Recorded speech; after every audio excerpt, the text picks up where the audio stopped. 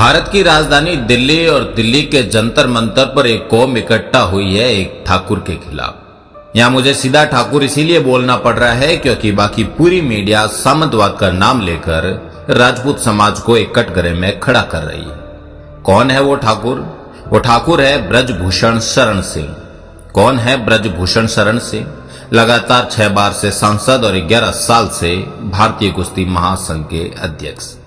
क्यों है चर्चा में? देश के 3 नामी पहलवानों ने इन पर यौन शोषण का आरोप लगाया है और कहा है कि ब्रजभूषण शरण सिंह ने अब तक 1000 से ज्यादा लड़कियों का यौन शोषण किया है। ये कितनी डरावनी बात है और सच में डरावनी बात है, लेकिन आज तक 1000 लड़कियों में से 2-3 के अलावा किसी ने आरोप तक नहीं लगाया और ना ही कोई FIR हुई। ये 2-3 कौन है? वो तीनों नामी पहलवान है। यौन शोषण कौन कर रहा है? एक 65 साल का बूढ़ा आदमी। खैर ये तो वो बातें थी जिन्हें जानना जरूरी था। मुद्दे की बात कुछ और है। ब्रजभूषण शरण सिंह ने दीपेंद्र हुड्डा को हराकर भारतीय कुश्ती संघ के अध्यक्ष का चुनाव जीता था। इस साल उनका कार्यकाल पूरा होगा और फिर चुनाव होगा। इसी की वजह से यह सारा यौन शोषण का ड्रामा शुरू हुआ। ब्रजभूषण शरण सिंह कहते रहे कि सबूत दिखा दो, मैं फांसी लगा दूंगा, लेकिन किसी ने सबूत तो छोड़िए एक FIR तक नहीं की। उल्टा जंतर मंतर पर जाकर राजनीति शुरू हो गई। खिलाड़ियों का यह भी एक जाति विशेष के पहलवान कुश्ती को अपनी बपोती समझते हैं। उन्हें यह नागवार गुजर रहा है कि कोई क्षत्रिय इतने समय से कुश्ती संघ का अध्यक्ष बना हुआ है। ब्रजभूषण शरण सिंह ने यह साफ कहा कि ये लोग इस घमंड में रहते हैं कि ये नेशनल नहीं खेलते, सीधा इंटरनेशनल खेलने को कहते हैं।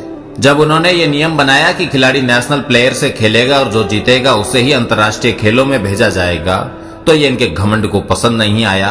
इन खिलाड़ियों को भी पता है कि उनकी उम्र अब इनके फिटनेस का साथ नहीं दे रही और नया यंग खिलाड़ी इन्हें हरा देगा और वो अंतर्राष्ट्रीय टूर्नामेंट के लिए सेलेक्ट हो जाएगा।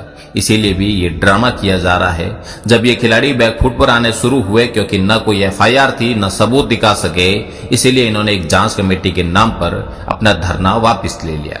अब जब जांच कमेटी ने सारे आरोप निराधार पाए तो आखिर में ये विशेष जाति के पहलवानों ने अपनी खापों से अपील कर असली रंग दिखाना शुरू किया है।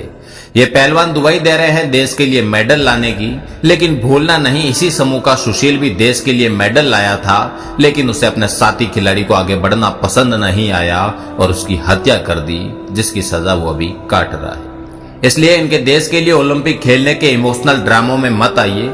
इन्हें केवल अपनी जाति से लगाव है, देश से कोई लगाव नहीं। हम सभी जानते हैं कि खेलों की इसी गंदी जातीय राजनीति का शिकार नरसिंह यादव भी हो चुका है। क्यों? क्योंकि वो जाति विशेष में पैदा नहीं हुआ और इनका मानना है कुश्ती तो इनके जाति विशेष की बपोती है।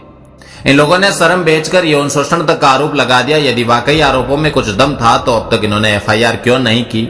खिलाड़ियों पर पूरे देश को गर्व है, लेकिन इस तरह जातीय सोच रखने वाले, खेल में खांपों को घुसाने वालों का कोई समर्थन नहीं।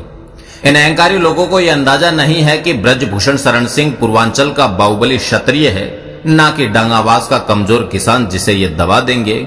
इस समय संपूर्ण राजपूत समाज के नेताओं और संगठनों की जिम्मेदारी बनती है कि ब्रजभूषण शरण सिंह का खुलकर समर्थन करे, क्योंकि ये लड़ाई व्यक्तिगत ना होकर जातिगत बन चुकी है।